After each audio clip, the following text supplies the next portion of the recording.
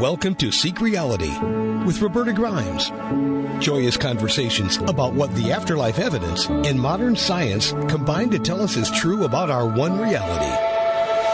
You have nothing to fear. You are eternal and you are perfectly loved. Knowing the truth changes everything. Now, here's Roberta. Welcome to Seek Reality. I'm Roberta Grimes, and I'm so happy you're with us today. Several years ago, today's guest, who then lived locally to us, invited me to go to lunch with him. And he was then known primarily as a meditation expert. And if there's anything I'm really bad at, it's meditation. But he would never take that for an answer. He was determined to help me learn. He insisted to me that anybody can learn to meditate, which I'm sure he's right. Because he's a true expert. I'm sure he's right. Sadly, though, I think I'm the sole exception. My longer history with meditation is that back in the 70s, my husband and I went to California. We spent a week studying transcendental meditation with the Beatles guru, the Maharishi Mahesh Yogi himself and his team. And it turned out my husband was a natural at meditation. Seriously, he went on to meditate every single day of his life for the next 40 years. But sadly, I couldn't even do it with the Maharishi himself. I flunked out there as well. But I became a good friend, frankly, and I respect our wonderful guest today is a truly, truly great guy. And he is a meditation star. Kelvin Chin is an author. He's a meditation teacher and a life after life expert. His first book is called Overcoming the Fear of Death Through Each of the Four Main Belief Systems, and it's a bestseller. His second book is called Marcus Aurelius Updated 21st Century Meditations on Living Life, and it's a collection of 67 essays ranging from emotions, life principles, meditation, and the spiritual. And his third book is After the Afterlife. That's the one we're going to talk about today, Memories of My Past Lives. And it describes his past life memories, bits of memories really, that reach back 6,000 years and have resurfaced for him over the past 45 years. And what they taught him about himself and about how our minds continue from lifetime to lifetime. I mean, when people have past life memories, they don't go back and they remember, day by day. They just have bits of memories that come up and often kind of in amazing ways. Kelvin Chin is executive director and founder of the Turning Within Meditation and Overcoming the Fear of Death Foundations, and he's an internationally recognized meditation teacher. He's been featured in big places, in Business Insider, Newsweek, and Kaiser Health News. He's taught meditation at West Point and in the U.S. Army, including in the DMZ in Korea, for heaven's sake. Kelvin has been meditating for 52 years, and he has taught meditation to thousands of people in over 60 countries, but he had to subtract one because he tried to teach me, and I just couldn't do it. He's laughing now. He's a graduate of Dartmouth, Yale, and Boston College School of Law. Kelvin, welcome. I'm so glad to have you here after all this time. Yeah, it's great to see you again. It's been a few years. Yeah. I really want to talk about this. I enjoyed your book. I got to read part of it, but because of my injury, I just can't read a book right now. I have one hand, and one hand isn't good enough for reading a book. Mm. But what I read about it, really, it was fascinating because I know why this would be possible. One of the things that meditation does is to give people good control of their minds. And since you're so good at meditation, I can really imagine that the way the veil is thinning now, someone who's good at meditating, as you're good at meditating, would be able to actually access other lives and fragments of lives pretty easily, I would think. But it started with you kind of spontaneously. Why don't you tell us that story? How did this begin for you? Yeah, so it's interesting. Yeah, I think meditation has definitely accelerated my opening up. But it was really spontaneous. You know my history, so I'll just tell the viewers who don't know about it. Yeah. I learned to meditate when I was a teenager, and the main reason I did it was because I was stressed out. I was highly anxious. I was at, you were at Smith. I was up at Dartmouth College. It was very high pressure, as you know, and I was really stressed out. That's why I learned I was not into spiritual stuff. If you'd asked me about spirituality, or if you were into, if you had this podcast back then, I go, okay, what is she talking about? Ghosts? I don't know. I mean, I didn't know what spirituality was, It's like, I thought it was like, I kind of went to church for a while and then I stopped going in high school. That's what I thought it was. So I was just learning meditation purely for stress management reasons. That's it. And it helped me. It turned my life around. As you said, I learned TM. Back then, I studied personally with Maharishi in 1971 and 1973. And as you know, I became an international leader in his organization for about 10 years. And then they went off in a different direction. And I said, I'm going to stay focused on the meditation. And I've since removed all the cultural stuff and made it easier. But what happened spontaneously, as you say, in the mid-70s for me is the first thing I had was a dream that I just thought was a dream. I didn't think it was anything other than a bad dream. And I'd had bad dreams before, of course, just had nightmares, bad dreams. This one was very emotionally distressing. It wasn't a fear. Sometimes we have dreams where, some dog is chasing us or something. It's fear related. This one was not that. This one was emotionally distressing, like sadness. And that was it. So I just parked it, and I didn't think much of it. Because remember, I didn't believe in anything past life related, or I didn't even believe in an afterlife. I was science oriented. I didn't believe in a heaven or whatever. So then I was about 6 or 8 months later, I was on one of these advanced TM meditation retreats in Switzerland. And there's like 75 of us in the hotel, and we're doing group meditations and we're doing individual meditations up in our rooms and so forth all day, every day for 2 months. And during one of the group meditations, I had this energy rush and everybody was getting it. We were doing in addition to the TM technique that you and your husband originally learned, we were doing some very easy energetic movements. Your audience would probably think of it as energy movement or Kundalini kind of exercises. And during one of those in the group meditations, I started getting all these energy rushes. And so then after lunch one day, we would go for walks, and I was talking to my friend George Hammond, and I started telling him, I said, I had this dream, George, like about 6 or 8 months ago. It was really upsetting. I think that's all I told him. And then he filled in the rest of the dream. And then I said, well, how'd you know that? And he told me what I was wearing, and I had sandals on and a brown tunic and this and that. And I've been crying all night. And I said, how'd you know that? And he goes, because I found you in the desert on the side of the road. I'm like, what?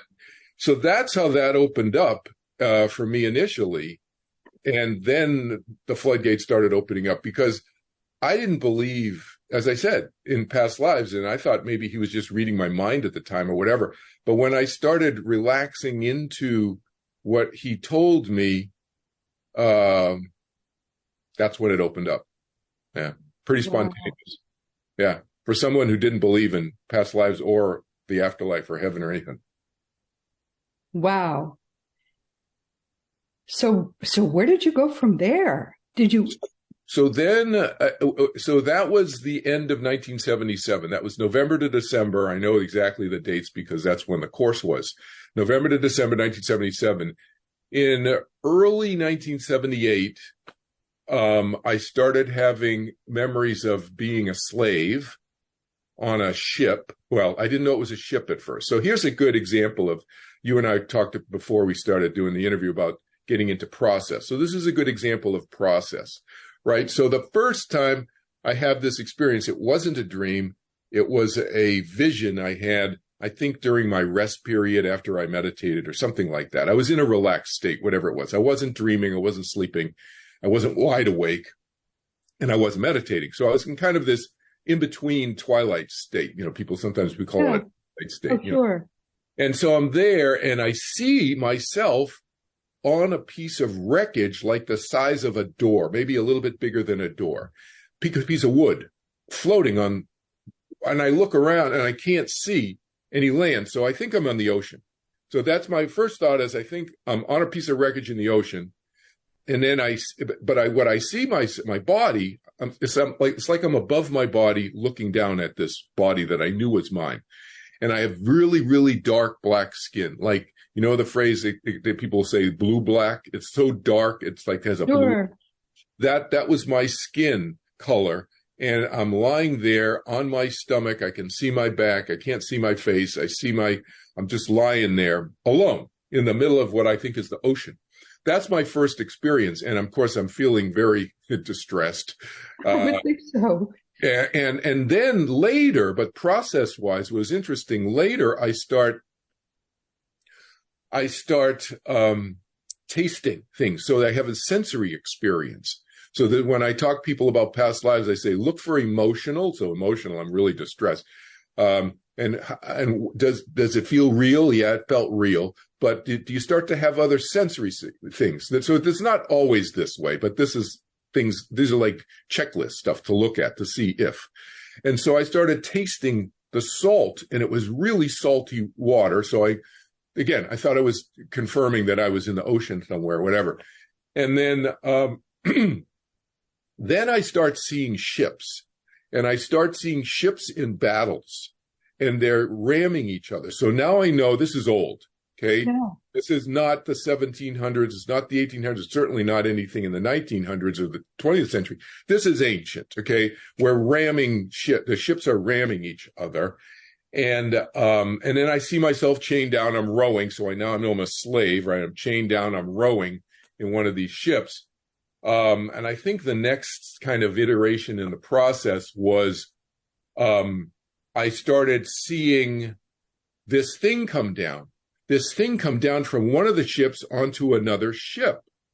And it was like a ramp coming down from one ship to the other. And then the soldiers would run across, or the sailors or whatever, the soldiers, they would run across, and then it was this big battle, right? And then sometimes they would throw tar on and fire, and then the ship would blow up. And so that's what I think happened to my But the interesting data point from a processing standpoint, I call this connecting the dots, following the breadcrumbs and connecting the dots is what I call this. And so the jigsaw puzzle pieces. So when the thing that came down had a hook on it. It had a metal hook on it, looked like a beak, like it was probably made of bronze or something, some metal thing come down. Oh. And it would hook on, and then the soldiers would run across. So I went and I looked this up. This is what I tell my students sometimes. I said, so follow the breadcrumbs.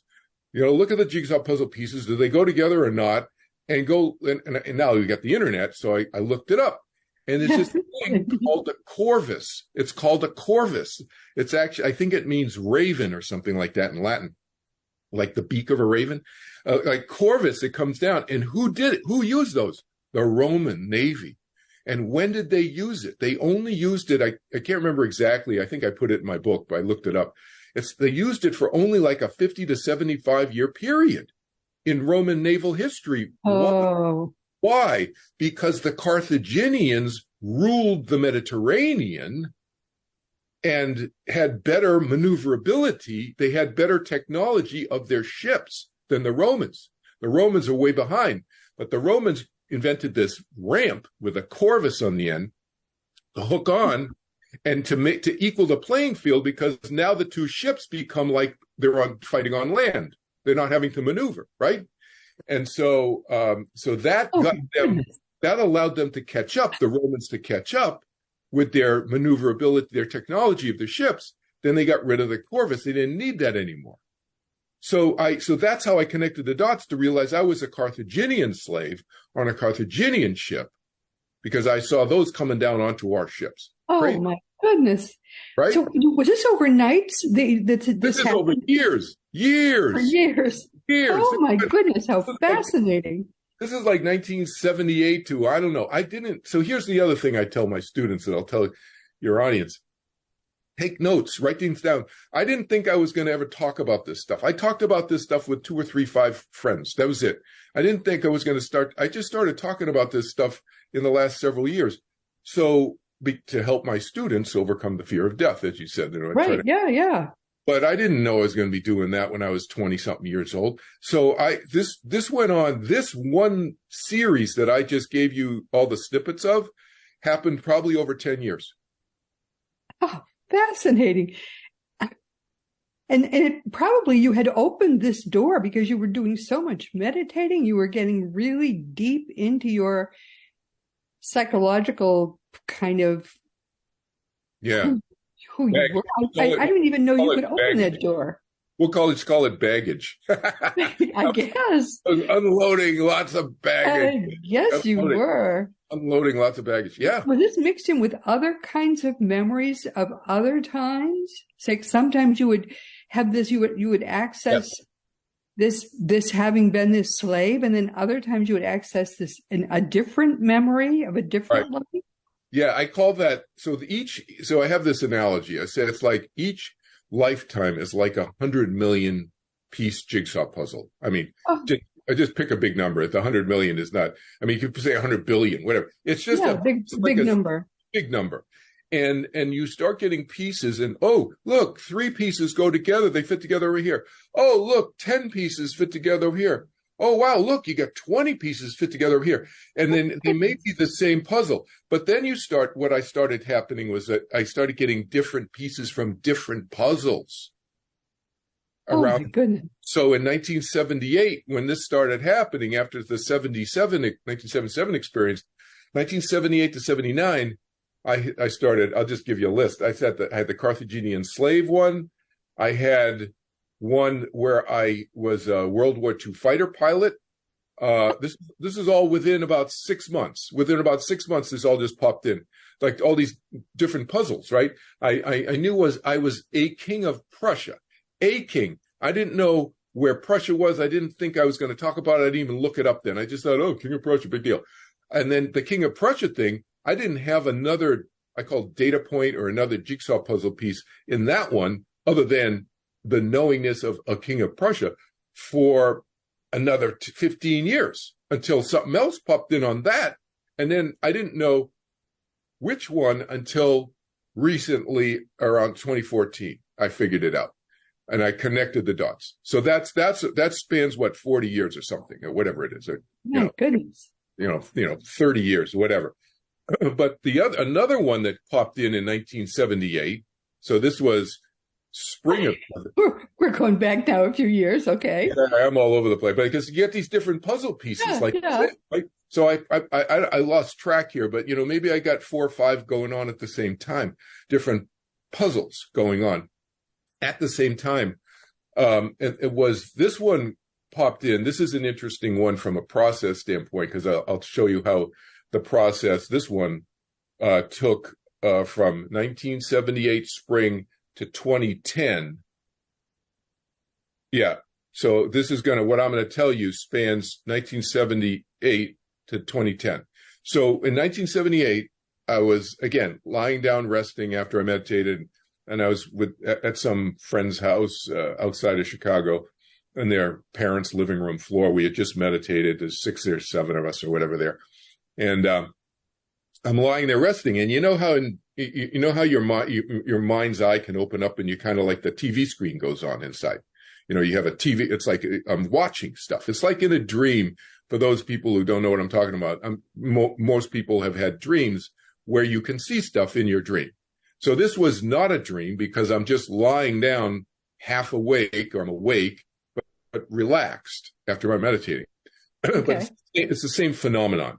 So now I see myself, I walk into a stone room, stone floor, stone wall, ceiling, everything, big, huge stone blocks.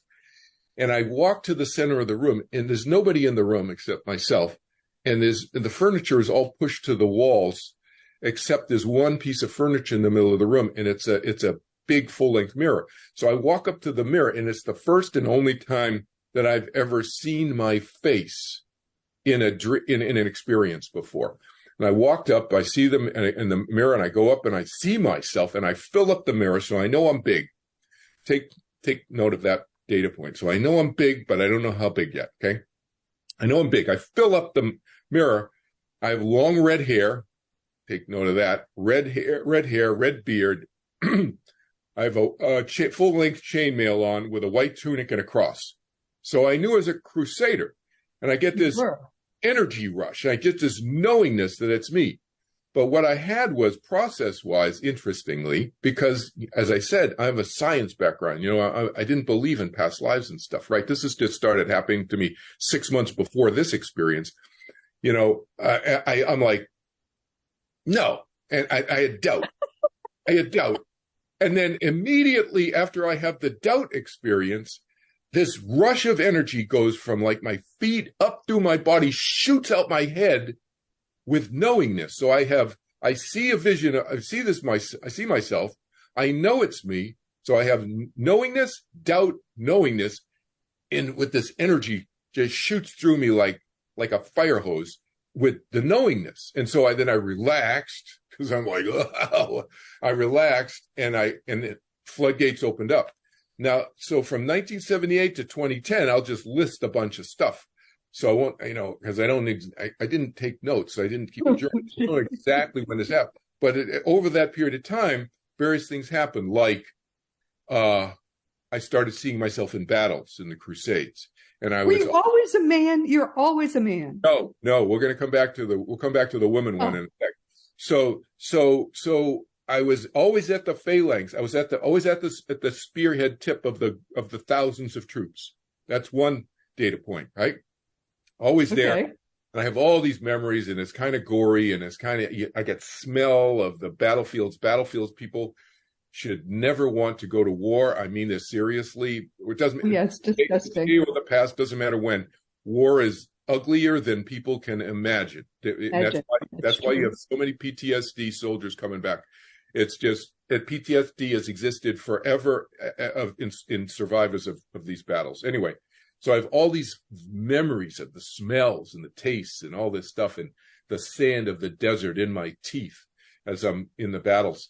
And so that's one data point. Eating horses when we're starving is another data point. But I started remembering how big I remember just out of nowhere after 10 or 15 years. I started going, I'm 6'5", 230 pounds. Where did that come from? 6'5", 230 pounds. I knew how big I was out of, I don't know where. It's out of my memory now. I know where it is. But at the time I was like in the 1980s, I'm like, where does that come from? And then 2010, I'm meditating in a room with my daughter. We're meditating, and she told me, she filled in the blanks of this experience when I was writing my book 6 months ago, because I'd forgotten pieces of it because I was immersed in this experience. She said we meditated together, and then we were lying down resting, and I was on the floor resting, and she's lying down on the couch or something, and I'm on the floor lying down resting. And she said, Daddy, I looked down at you, and you started yelling Saracens. Oh. And you were going like this with your fit. You had two hands on something, and you were, and then I asked you afterwards, and you didn't remember, and I told you what happened, and you said, oh, I was in battle, and so we didn't know what Saracens was. We looked it up, and so I've learned recently in 2010, that the word Saracens is the old term for Muslims. Muslims is a term since 1600s. Right.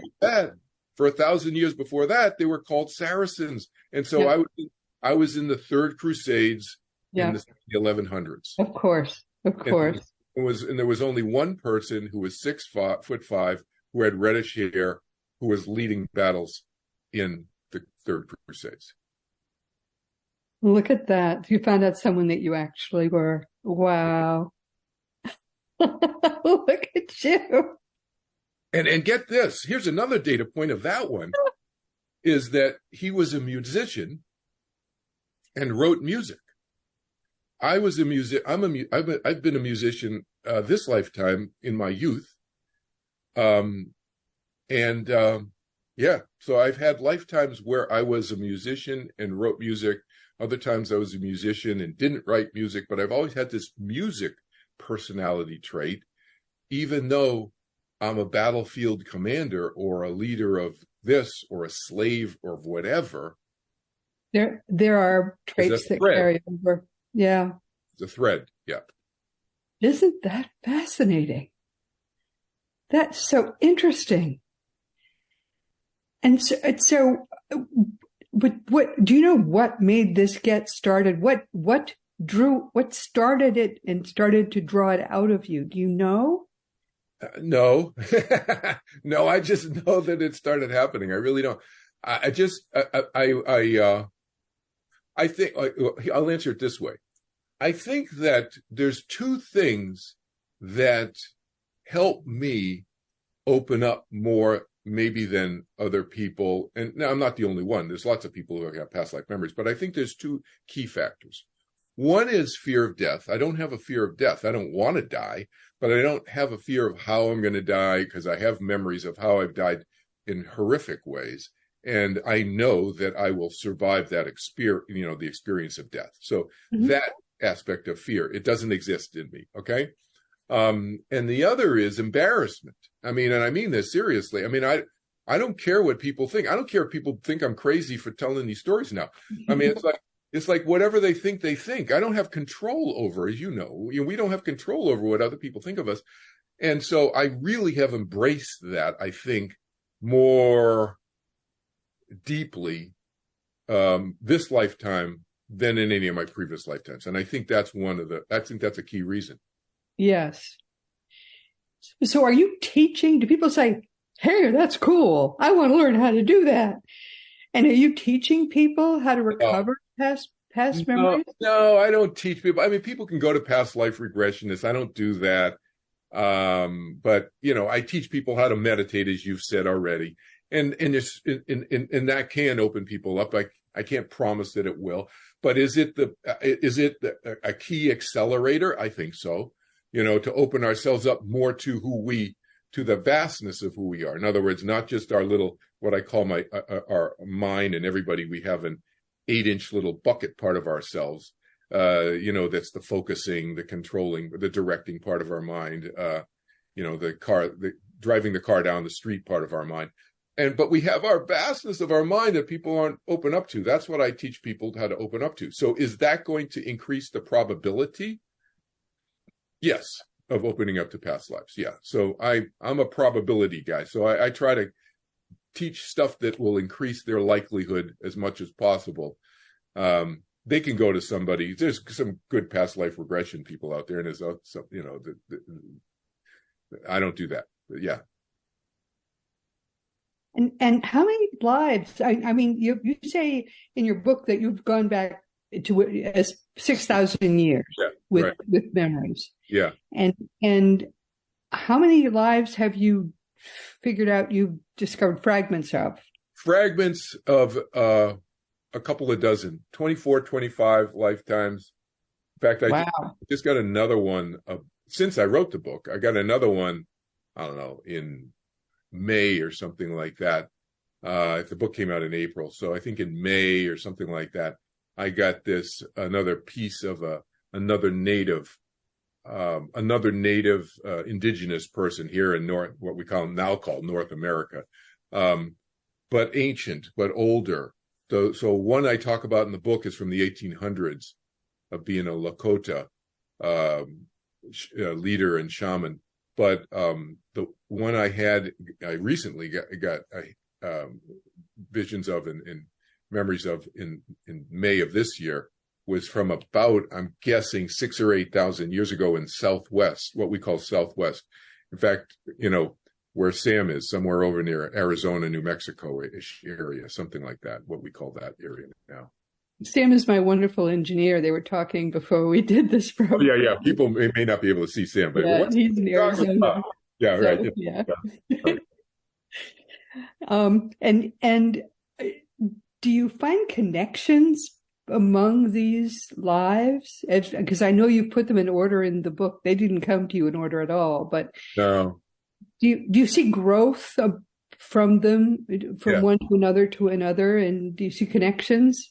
Yeah, it's a really good question. Yeah, in the book, I had to organize it somehow, because I couldn't just do it the way I experience it, because I've been all over craziness, like just this and this and this and this puzzle and that piece.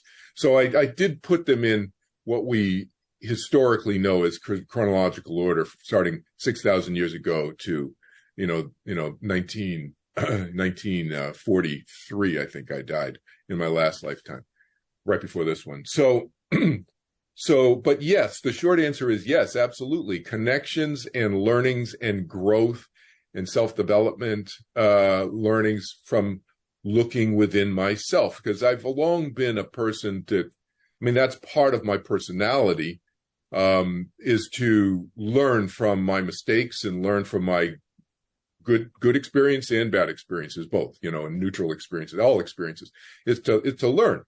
And so, I have a strategic personality trait, an ability to be strategic and tactical on a playing field, a battlefield, or a business field. So I've chosen to exercise that in the business arena this lifetime instead of the battlefield. Right. So, but I've been a political leader, et cetera, et cetera. So, and that involves strategy and tactical, personality traits and skills and so forth. So how I've expressed these has been different in different lifetimes. That's the point.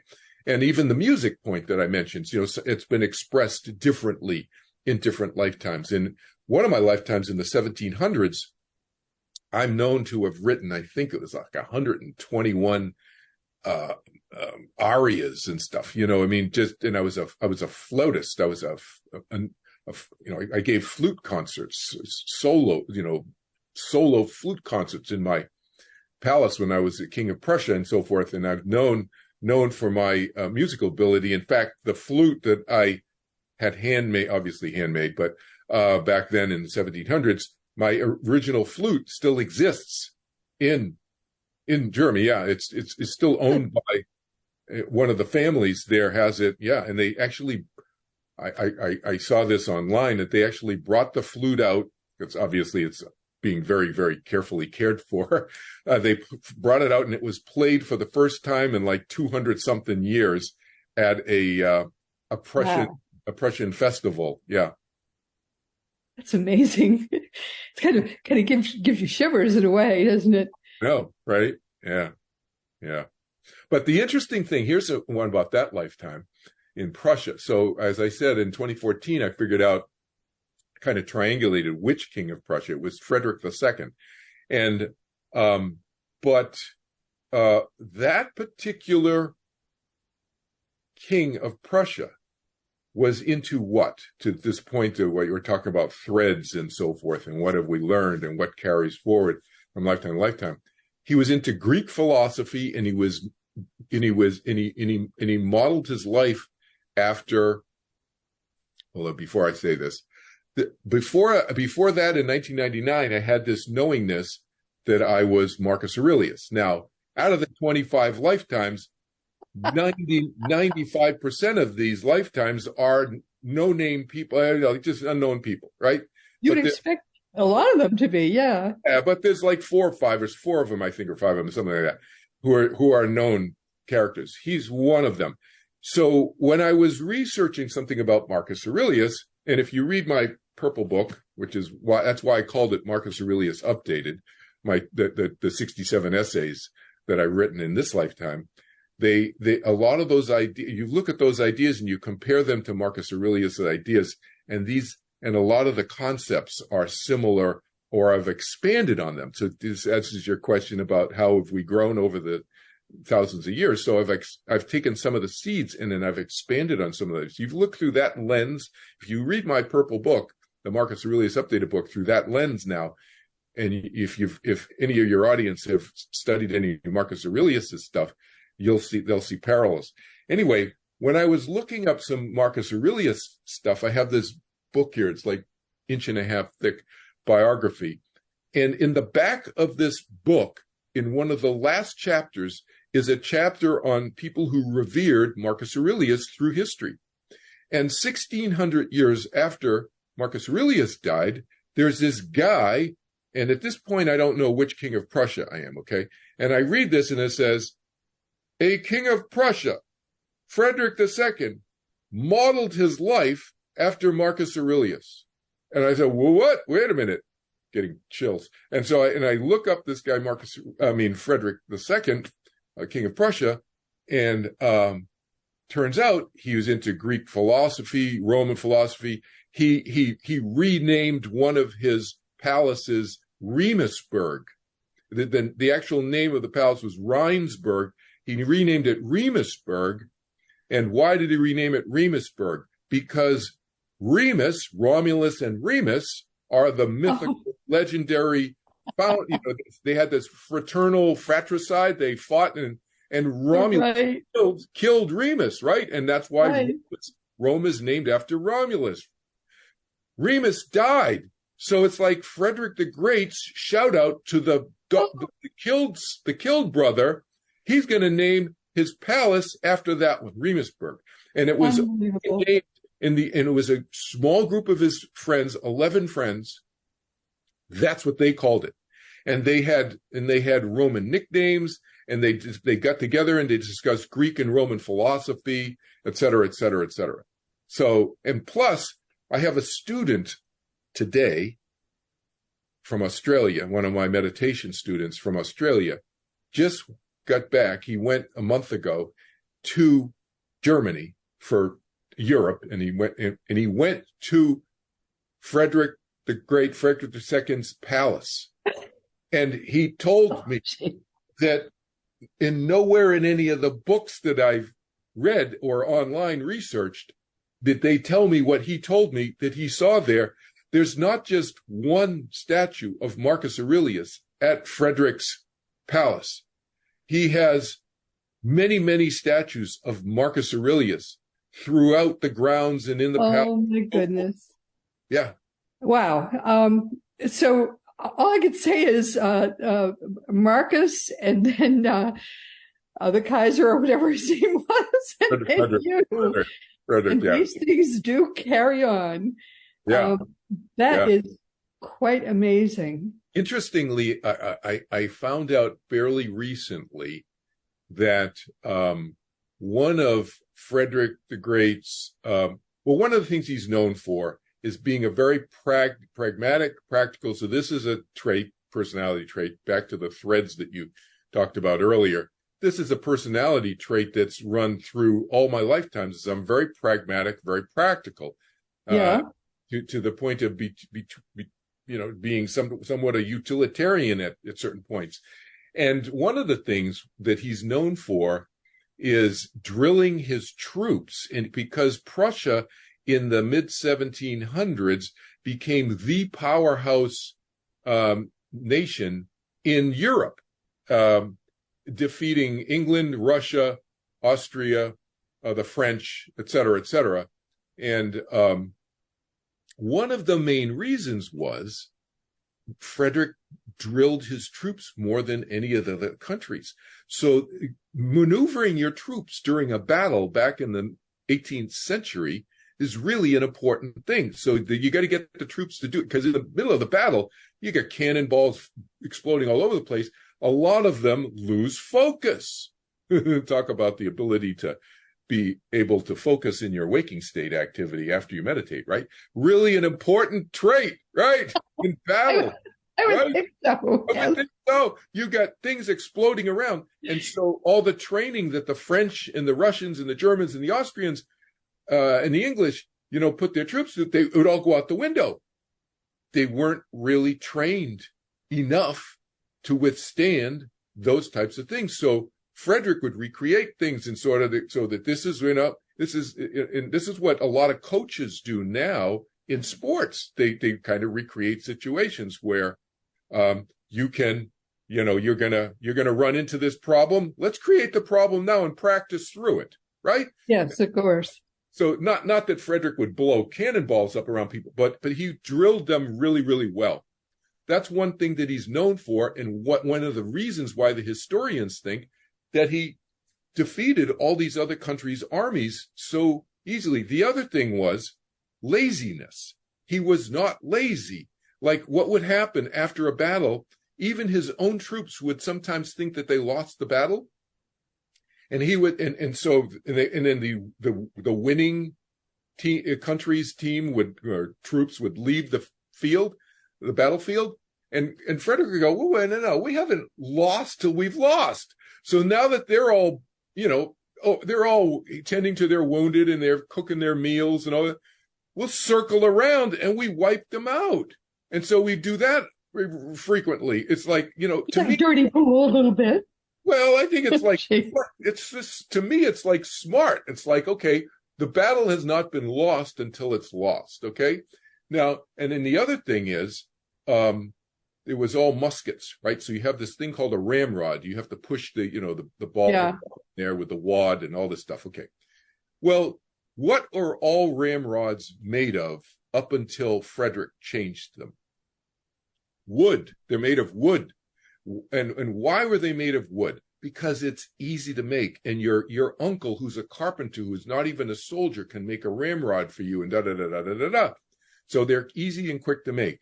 What happens to wood in battle? Especially when they catch fire. It catches fire. Catches fire, or it breaks. First, it's going to break because the soldiers are nervous and they're like, I got to get this, and because this guy's shooting me. Yeah. And they ram it in and they break it. And then what do they got now? They don't have a rifle anymore. If they're lucky, they had a bayonet. Now they have a big long spear. That's it, right? And so what's Frederick known to have done? Create metal ramrods. Oh, pretty basic. Yeah. Basic. So they're straight. They're not going to warp and they're not going to break. So, pretty smart guy. He was pretty smart. So then one of his senior officers came to the United States. Ben Franklin met him. And one of Frederick's senior officers, this is when Frederick was, in his late 60s, early 70s. So now he's kind of in the end of his life. He's not doing the whole battlefield thing. He's more administratively managing the country because the country is now, at the top of the heap in Europe. So one of his senior officers meets Ben Franklin and goes to the United States and is hired by the Continental Army to train George Washington's troops. Wow. So it all comes together here. Look at that. Yeah.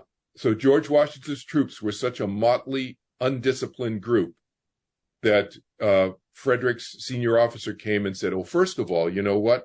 The latrines should not be next to the kitchens. All right? So we're going to move the latrines. All of a sudden, people were not getting so sick so often. And then he drew basic. Oh, Kelvin, we are out of time, and I want to go and talk with you about this for days. This is fascinating. Yeah. This is what do you want people to remember from this? Because this is so fascinating. The main thing is looking at oneself and what does this stuff tell me about myself? That's what I want people to remember. So you start remembering stuff. What does it tell you about yourself? And so this has increased my knowledge about myself, and especially the Carthaginian slave experience has allowed me to push through some very, very difficult times in this 20th century, 21st century lifetime as Kelvin Chin, when I've gotten laid off 5 times. So why? Because I knew my mind was so powerful. My mind willed myself to stay alive when I was on that wreckage in the Mediterranean 2,300 years ago. That's what I want people to remember, is how do these things teach ourselves? How do these experiences, what can they teach ourselves and about the strengths and the weaknesses that we may need to work on in ourselves to make ourselves stronger, live a more content, more inwardly peaceful life as we continue through eternity. Wow, that's beautifully said. What can we learn from what we see in these experiences, what we feel in these experiences, to help us grow and learn and be stronger in the lifetime we're living now? Beautifully said. Wow. We're going to have to do this again because you are such a great storyteller. I get so absorbed in what we were saying. I totally lost all track of time. I could have listened to you all day. But as I recall, you've always been like that. Whatever we're talking about, you could just talk for days. Yeah, yeah. They say that it's been a trait that I've had for many thousands of years. Yeah. I'm sure that's true. Oh, A lot of practice, a lot of practice. we have to do this again. Oh, well, meanwhile, everybody, this has been Seek Reality with Roberta Grimes. Big hug, by the way, my dear. So good to see you. See you. This has been Seek Reality with Roberta Grimes. I'm so happy you could be with us today and enjoy this. Please never forget that you are a powerful, eternal being. You never began, you never will end. And when you really get what that means and all its implications, it changes everything in your life for the better. Next week, and this is actually a great juxtaposition, our guest will be Peter Wright, and he'll have been here. Actually, this is the 17th time. Peter is such a frequent guest because he's a great favorite with Seek Reality listeners. He is, as you know, he's a past life regression therapist, and his work in this field is able to address an astounding, a variable, huge range of mental and psychological problems. Peter, I've actually worked with him. He does an amazing job in helping people find and address issues, some of them very long-standing in their lives. And next week, we're going to be looking with Peter at some of the many kinds of problems that past life regression therapy has addressed in the lives of the people he's helped. And he's going to show us in his files some of the things that have really made a difference in those people's lives. Of course, he's going to mask the identities of the people that he's helped, but it really makes he can address in one session problems people have had for sometimes decades that talk therapy has not addressed at all. So be with us next week. You're going to love Peter Wright. If you've not, and you're going to get to see him, and maybe you've never seen him before. You'll get to see him next week. So please be with us. And this week, our guest has been Kelvin Chin. I've known Kelvin for years, and I've always found him to be so delightful and so entertaining, but also he is rock solid. He's very well educated, and this is all real. What he's talking to us about is real. I can vouch for him personally. And his latest book is called After the Afterlife. And as you see, he's also very into what we can learn from our own past lives. He has recovered memories of extensive past life experiences that go back for 6,000 years. I didn't know this about him, but I think we've got to have him back. I want to talk more about this whole thing and what he's been through and what he's learned from it. Today I talked, there were areas I didn't want him to touch on, and he didn't. He was a very good sport about it all. And I'd like to have him back and delve a bit more into all of this. And I found, even though I didn't get to read much of his book because of the fact that I'd just broken my shoulder, we'll have him back again. I'll have read the book, and we'll talk about all of this a bit more. I'll be really frank with you. Reality is not just a lot more complex and amazing than we've been ever imagining. It's a lot more complex and amazing than we even can imagine. So we're going to we'll be talking with Kelvin again, but isn't he fun and isn't he entertaining? He's always like that. And now, of course, it's also time to once again mention that Seek Reality Online is your one-stop resource for all things afterlife. Just go to seekreality.com and start to learn for yourself that your own reality truly is eternal. Learn the ultimate truth from Craig Hogan, who is your worldwide expert on all things afterlife. And teachingsbyjesus.com is your single resource for all the beautiful divine truths that are brought to us in perfect love by the greatest teacher, Master Jesus, the eternally risen Christ. Now it really is Jesus' turn. We're just getting that website going. We're still getting direction. But as Christianity, the religion that was created by the Roman Emperor Constantine and not by Jesus, not at all. But as that religion finally dies, the genuine teachings of Jesus can finally come alive. Teachingsbyjesus.com is the Lord's own entirely religion-free website. It's made by Jesus in perfect love for you.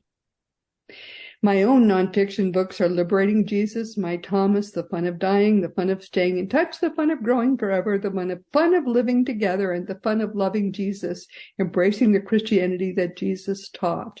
For young children, there's The Fun of Meeting Jesus, and you can order all these books through bookstores or on Amazon.com or BarnesandNoble.com. And most adult books are also available as audiobooks, except the last one. You have to do that one too. If you want to talk about anything at all, just contact me through the green contact block on RobertaGrimes.com. I answer every email, but I can only answer your email if you give me your correct email address. And sometimes they bounce because people haven't done that. They've left something out. So that makes me sad, especially if I spend a lot of time on a good email to back to you. So please be sure to give me your correct address. All of the more than 500 past episodes of Seek Reality audio are available on just about everywhere that you can find past episodes of audio podcasts. And now, if you have the Seek Reality app, you can always get the new audio episodes. And they're now our video episodes. Every week we add a new one. You can find them on Roku or on Fire Stick. And meanwhile, this has been Seek Reality with Roberta Grimes. Please enjoy and make the most of this coming week in our one reality. There's just one, even though they try to tell you it's material. It's not material at all. None of it is. This is just all a big illusion. Please know that you are a powerful, eternal being, and you, most of all, in this entire universe, you are infinitely loved. You've been listening to Seek Reality with Roberta Grimes. Roberta blogs and answers questions at RobertaGrimes.com. Join us every week as we explore what the afterlife evidence and modern science combine to tell us is true about the one reality we all share. Knowing the truth changes everything.